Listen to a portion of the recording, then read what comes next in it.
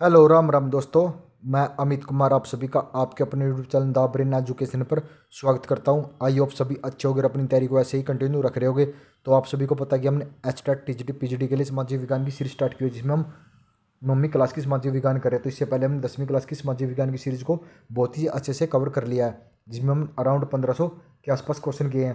भाई सामाजिक विज्ञान वालों की हमने इतनी मौज की हुई है, तो डेली हम एसएसटी की अलग अलग टॉपिक पर कभी टॉपिक वाइज एक सीरीज स्टार्ट हुई है, जिसमें हम कंप्लीट सामाजिक विज्ञान कर रहे हैं। और एक एसएसटी अंतिम प्रयास चल रहा है, और एक ये चैप्टर वाइज मतलब क्लास वाइज चल रही है। अगर आप सभी ने इन तीनों सीरीज को बहुत ही अच्छे से देख लिया ना भाई, एच टेट में सेट के सेट क्वेश्चन हमारे पढ़ाई से मिलेंगे। ये हमारा आपको एक छोटा सा वादा है।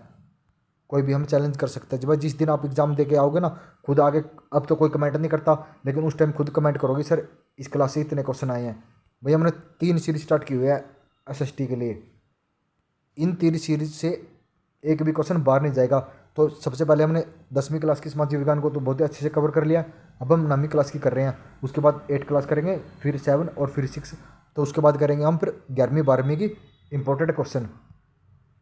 भाई आई होप अगर आपको वीडियो अच्छी लग रही है तो लाइक शेयर जरूर कर दिया करो, और कमेंट करके जरूर बताया करो कि हमें सर क्लास अच्छी लग रही है नहीं अच्छी लग रही है। आज हम करेंगे वन से रिलेटिव क्वेश्चन। लेकिन कुछ बच्चों को ये ऐसे लगेगा कि सर ये एसएसटी का नहीं है।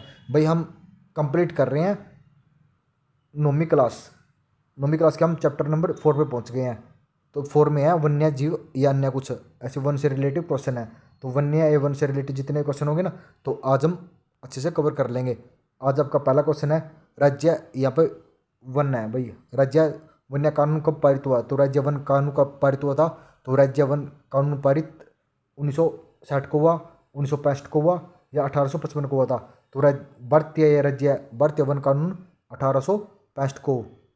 कई बार यहाँ पर राज्य भी दिया मिलता है भाई, राज्य या भारतीय, क्योंकि इस क्वेश्चन की थोड़ी सी टाइप मिस्टेक हो गई थी।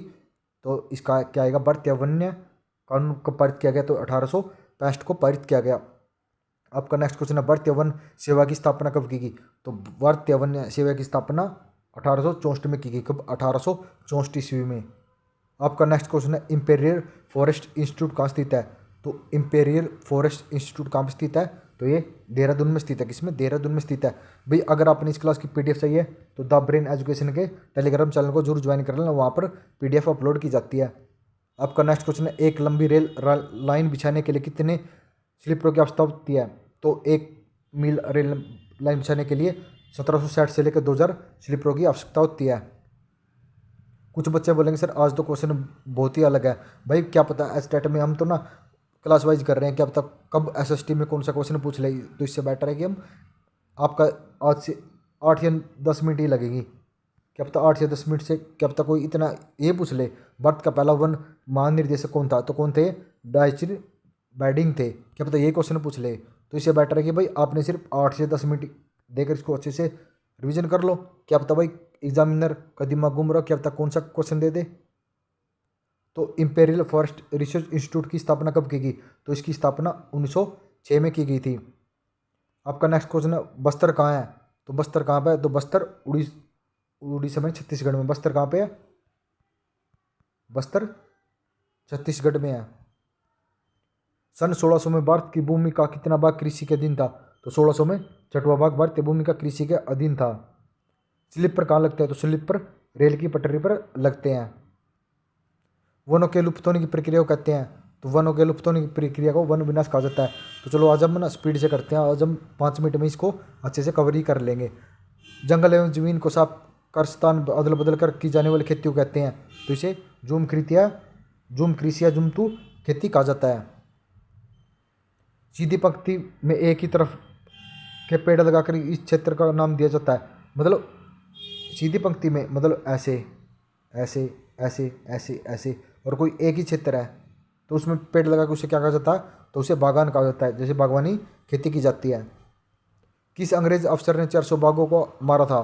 तो कौन से ने मारा था? जॉर्ज यूल ने मारा था। क्या पता ये क्वेश्चन पूछ ले भाई। भारतीय वन सेवा की स्थापना कब की गई? तो भारतीय वन सेवा की स्थापना 1864 में की गई थी। ये रिपीट क्वेश्चन है भाई। रोपण एक से आप क्या समझते हैं? रोपण एक खास प्रकार की फसल होती है। भारत का प्रथम वन महानिदेशक कौन थे? तो कौन थे? डाइड्रिच बैडिंग थे। बेडिंग या बेडिस। घर बनाने या ईंधन के लिए उपयोगी लकड़ियों को कहाँ से लिया जाता है? तो ये इसको लाया जाता है सुरक्षित वन से और ग्रामीण वनों से लाया जाता है, आरक्षित वनों से नहीं लाया जाता भाई। ऑप्शन नंबर बी व सी दोनों आपके करेक्ट हो जाएंगे। 1865 में वन अधिनियम में संशोधन कब हुआ? तो 1865 में एक बार तो हुआ था 1878 में और एक बार हुआ था 1927 में। तो इसका करेक्ट आंसर दोनों हो जाएंगे। सन 1600 में भारत की भूमि का कितनावा कृषि का दिन था? तो ये छठवां भाग था। तो भाई एक दो क्वेश्चन रिपीट है तो उनको थोड़ा सा इग्नोर कर दो। कांटेदार छाल वाला वृक्ष क्या कहलाता है? तो ये सैमुर वृक्ष कहलाता है जिसमें कांटेदार छाल होते हैं। भाई अगर आपको क्लास अच्छी लगी है तो लाइक शेयर जरूर कर देना और कमेंट करके बताना कि सर हमें क्लास अच्छी लग रही है नहीं लग रही है। तो बने रहिए हमारे साथ, नेक्स्ट वीडियो जल्दी मिलती है। जय हिंद जय भारत।